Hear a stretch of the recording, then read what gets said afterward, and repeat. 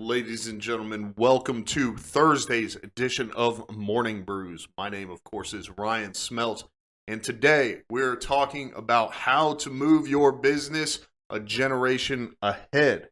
Now, for the business owners out there, I want you to keep it in the front of your mind that success is a moving target. And I say this, I can't stress this enough.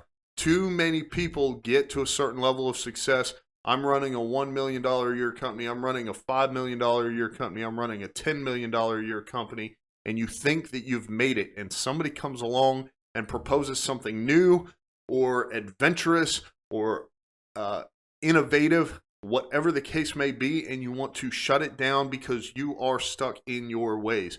You did not get to where you are not taking risk. So don't turn down additional risk because you're scared or because you want to protect what you've built. Your entire world is not going to implode because a salesman walks in your front door with one new piece of technology. If there is potential for it to solve a problem, at least take into consideration what they have to say. In saying that, we are moving your business a generation ahead. If you click the link to the article in the show notes, then we're going to be talking about 7 bullet points today. Use goal setting to push boundaries. 2, put the focus on customer service. 3, commit to continuous learning. 4, learn how to delegate. 5, increase your productivity. 6, stay current with technology. 7, change up your marketing activities. It sounds like a few of those are in line with what I said at the beginning. Keep it an open mind and don't forget that nobody gives a crap how much your business is worth. They are either trying to make their own way by helping you, because that's how anyone gets anything done in today's world, or you are working to move your business to the next level. So number 1, use goal setting to push boundaries. All right. I have seen business coaches and small businesses centered around coaching business owners talk about goal setting. And I must say that if you struggle with goal setting, first of all, I will recommend John Acuff's books, Start and Finish. If you haven't heard of John Acuff, he is a phenomenal author. Introduced to me by a friend, and I really enjoy his books, Start and Finish. It basically talks about different ways to approach your goals, how to adjust them if and when necessary. Everyone has heard about SMART goals, but bringing it back to the topic of this bullet point, I just honestly don't believe you need a workshop or a class that you pay for in order to teach you how to set and manage your goals. Okay? If goal setting is something you want to work on, you can probably pull up 100 different videos on YouTube that talk about it and outline it. Once again, I use the SMART acronym in order to set goals. Another good practice, if you want to actually meet your goals, is to write them down. That's been super helpful in me accomplishing my goals as well. However, bullet point number 1 says use goal setting to push boundaries. So basically, what that means is Elon Musk has talked about it before. He says if you give yourself a week to clean your house, it's going to take you a week. But if you give yourself an hour, you may not finish, but you'll be a lot further along than if you gave yourself a week. So the same concept applies here. I do this often, and recently it has been more of a, I guess you could say, challenge to manage the expectations of the people involved in the goals, because I continue to say that we're going to be done at this point, or we're going to be able to do this number, whatever the case may be, and then we don't meet that goal. However, I believe that's a learning opportunity for myself. But using goal setting to push boundaries just means that if today you did 100, then tomorrow shoot for 105. Okay. Um, if you do 105 on a regular basis, maybe next time you shoot for 120. Those are arbitrary numbers. You get the idea. Whatever it is, whatever you go out there and knock out on a regular basis, stop setting your goal at something you already know you can achieve. Use it to push boundaries. Number two, put the focus on customer service. I completely agree with this. I also know that I'm not very, I wouldn't say I'm not very good at customer service.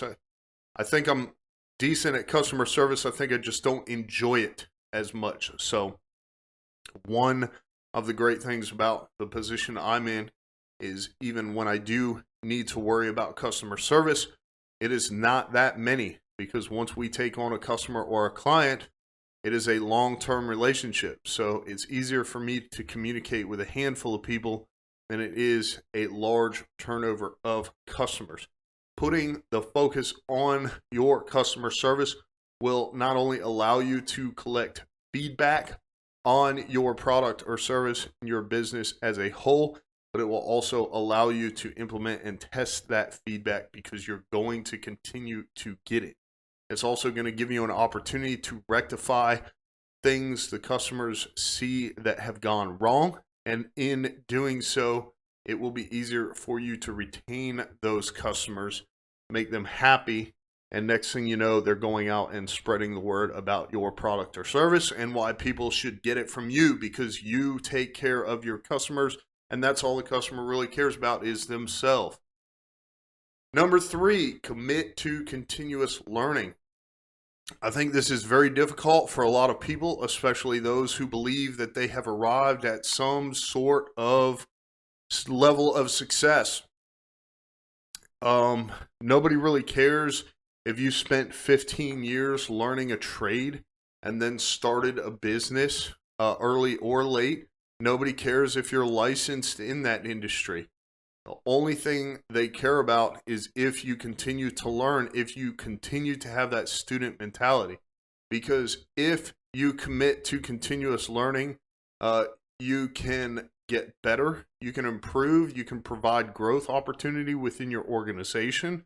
If you show up and have determined that you already know everything and don't continue to learn, then you will eventually bring your entire organization to a proverbial roadblock.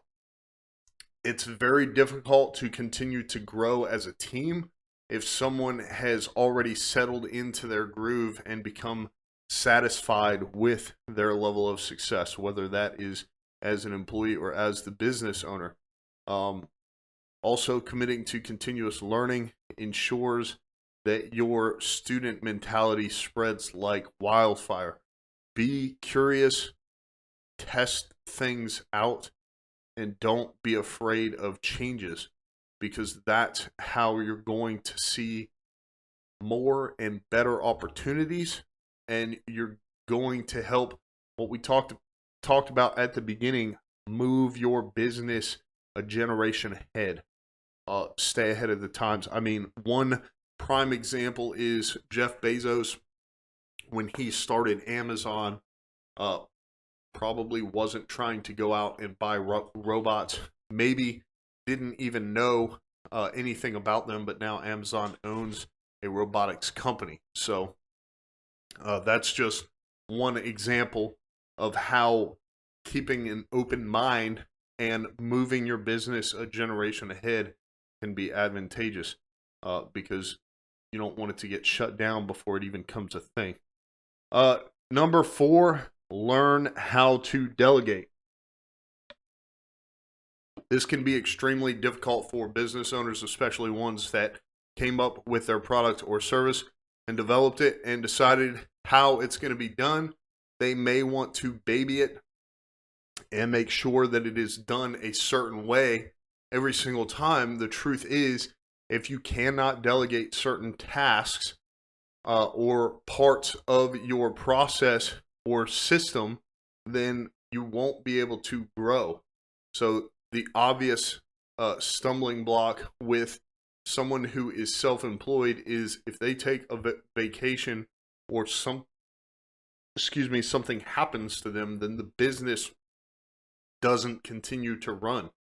So as much as some people believe that they have freedom of time or space because they're a business owner, if you can't make sales and your business cannot run without you there, then the truth is you're just an employee of your own business. That is not conducive to freedom of time, space, and financial freedom, primarily because number one, we want to make sure we're giving back. One way to give back is to delegate. When you delegate, you're helping other people face challenges, learn new things, and that is one way you can give back. You can contribute to your team by helping them learn and grow, and it helps take things off of your plate so you have more freedom overall. So learn how to delegate. For people who are in the military, I myself, is extremely easy. I completely understand that when I develop a process, it looks a certain way, it feels a certain way. In my mind, it is perfect. And then when I pass it on, a certain level of efficiency or productivity will fall off as it gets passed down. But that's just something I expect. I am able to do more overall by delegating and having 4 or 8 other people doing a process I came up with. Even if I'm able to do, say, 1,000 units, and each of them is only able to do 900, 900 times 4 is always going to be more than one person doing 1,000. So you see how that level of perfection, that level of efficiency dropped off just a little bit, but in being able to spread it multiple times and duplicate myself, I'm able to grow much more effectively. So learn how to delegate, get comfortable with it. Number 5, increase your productivity. One thing that has helped me severely increase productivity is to do more at one time. Do one thing at a time. That may not make a whole lot of sense, but if you'll notice in this week's episodes, my background and my clothing hasn't changed much. That's because I was able to sit down and knock out several days of recording within a short amount of time. You just go ahead, get it set up. I don't have to continue to mess with the audio, open the programs, close them, edit, or do any of that stuff. I just knock it out all at one time, and then I free up more time throughout the week. So if you do the same thing, if you sit down to, say, write an article, if you set aside an hour each day to do that writing, as opposed to writing for 5 minutes and getting up, writing for 10 minutes and getting a sandwich, then you're going to be a lot more productive. Another thing that helps me is staying organized as far as checklists and calendars. So I've talked about this in a previous episode. I use Google Keep to create checklists of things I need to get done. I normally visit that at the beginning of each day. And then I use my calendar as well to be aware of the events taking place for the day. One example is on Monday, I had several interviews I had to get done, so I put those on my calendar so I knew when each one was coming in, and I am able to be prepared for it and be ready for when that person arrives, and also know if someone doesn't show up that I can move on to my next task. So increase your productivity. Planning and preparation, I believe, is how that happens. So tell us in the comments what your ideas of planning and preparation are and what you do to increase your productivity. Number 6, stay current with technology. I cannot stress this enough. I have plenty of people in my life who think I am good with computers, and the truth is I am just not afraid to break things. So click the button, test it out. You guys know when you get an update on your iPhone that it gives you a screen full of bullet points that tells you what it does. Read them. Stop just updating your operating system, whether it's on your computer or your phone, and not paying attention to it. if it is a major update, I'll give you an example. If it's going from iOS 14 to 15, okay, if that first number is changing, there are going to be significant changes. You need to look. All you have to do is read before you hit the install button to know what those are. Okay, Google Chrome does something very similar. When there's a major update and you open it, it'll give you a screen that says, here's what's new with Google Chrome. Stop, read through it, learn what it says. I'm not good with computers. I just pay attention to each of those updates to notice that now in the upper right-hand corner of Chrome, there's a little button you can click on to share whatever screen you're on, whatever URL you're on. And sure, to the average user, it may be a little unnecessary because you can just copy the link and go wherever you want to go to share it.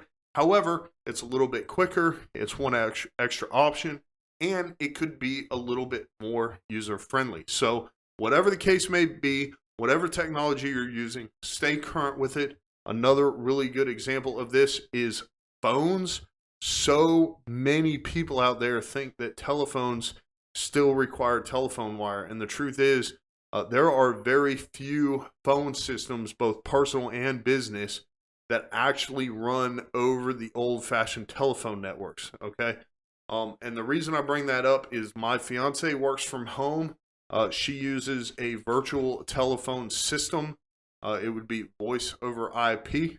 And then we have a phone number at the warehouse that I just have on my cell phone, which is the same thing. So that's just one example of many different things where people think, fax machines, DVDs, like I don't even have an optical drive in my home. So if someone gave me a CD or a DVD, I have one in my car. I would have to go out to my car and put it in. I have to figure out. So learn how to use technology above and beyond what you think is possible. Just like I said, where you can start is just start with that update screen and make sure to read those. Last thing is change up your marketing activities. So this kind of goes hand in hand with continuous learning and staying current with technology. I don't want to beat on a dead horse here. We have gone on pretty long on this episode, but I appreciate you hanging out. I hope this has been valuable. Check out all the links in the show notes. Leave us a 5-star review. And if you found any value in this episode or any episodes of Business and Brews or Morning Brews, then be sure to subscribe wherever you listen to podcasts. Tell your friends to subscribe as well. My name is Ryan Smeltz, and I will see you tomorrow on Morning Brews.